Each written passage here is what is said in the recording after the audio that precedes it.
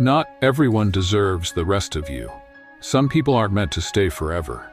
They were chapters, not the whole book, and holding on to them is what's tearing you apart. You've outgrown the old version of you, but you're still keeping people who only knew that version close. Why? Because of guilt? Because of history? Because they were there? But are they still with you? Or just around you? The Stoics didn't keep what no longer served virtue. They let go, not out of hate, but out of clarity. Discipline isn't just habits, it's people. And not everyone deserves the rest of you. Some relationships are meant to end. You don't cut people because you stopped caring. You cut them because you started caring about your peace.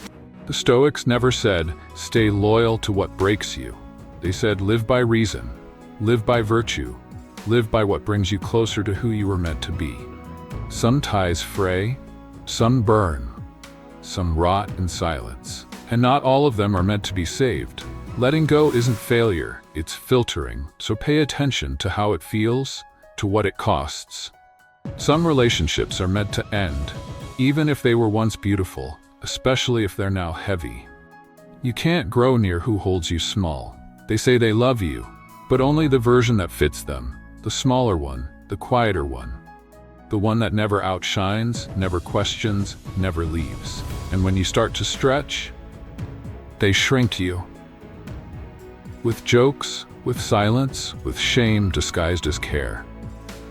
But love that fears your growth isn't love, it's control. The Stoics didn't shrink for comfort. They rose, even if it meant rising alone.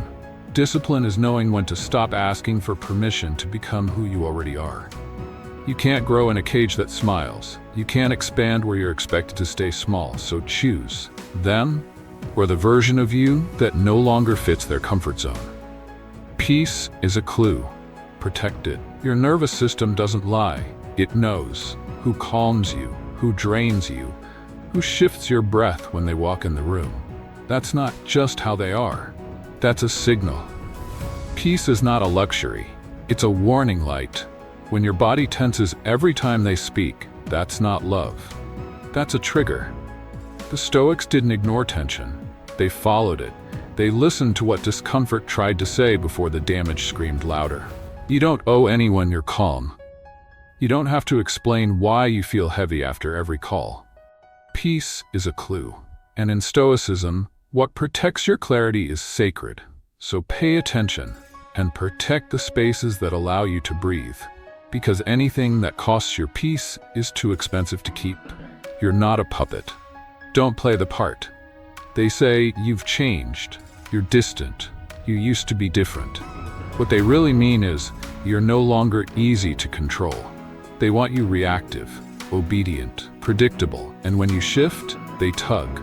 With guilt, with roles, with words that sound like care but feel like chains. But you're not a puppet, and this life isn't theater. The Stoics never performed for applause. They lived by principle, even if it meant silence, even if it meant walking alone. Discipline is not just about showing up. It's about staying true when old versions of you are expected.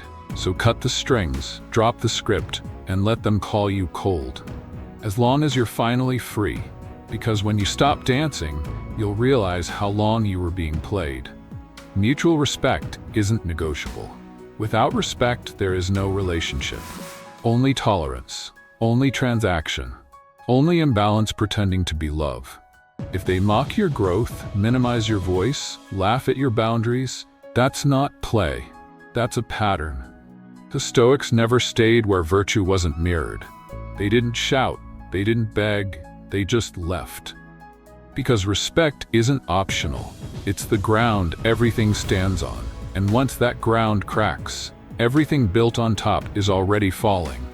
So stop explaining, stop excusing, stop hoping they'll wake up.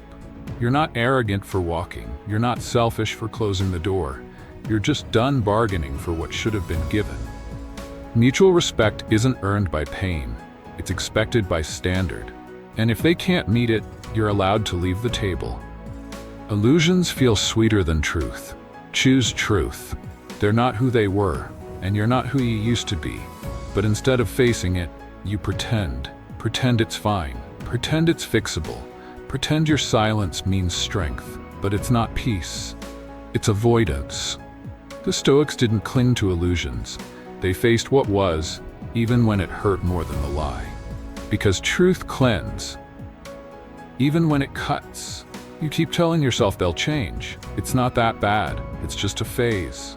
But the longer you delay the truth, the deeper the damage.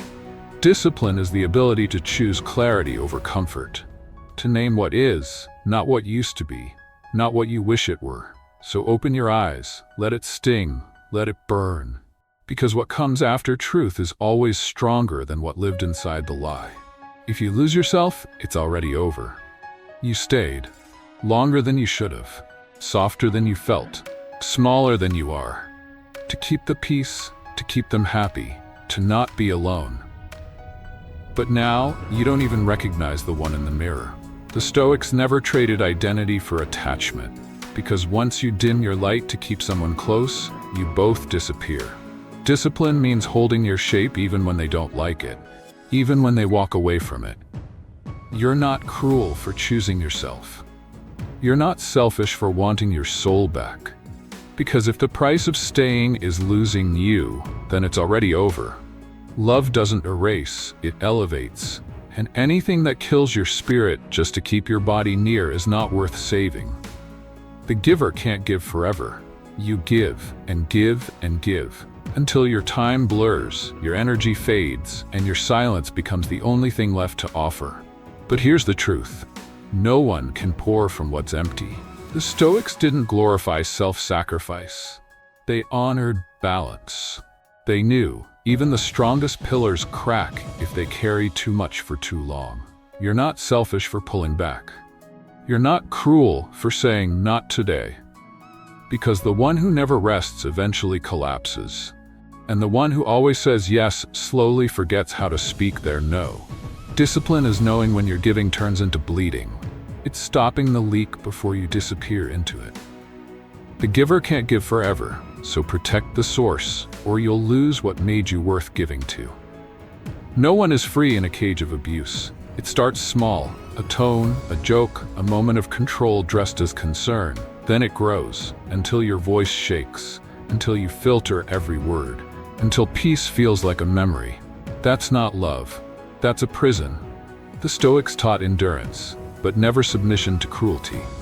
Discipline isn't staying silent, it's knowing when silence becomes consent. You're not here to survive someone's storms. You're here to build your own calm.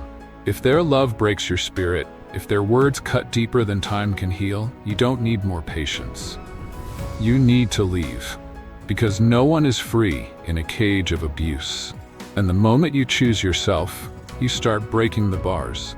Quietly, powerfully, forever. When words fail, silence screams. You've tried to explain, to fix, to reach, but all you get back is nothing.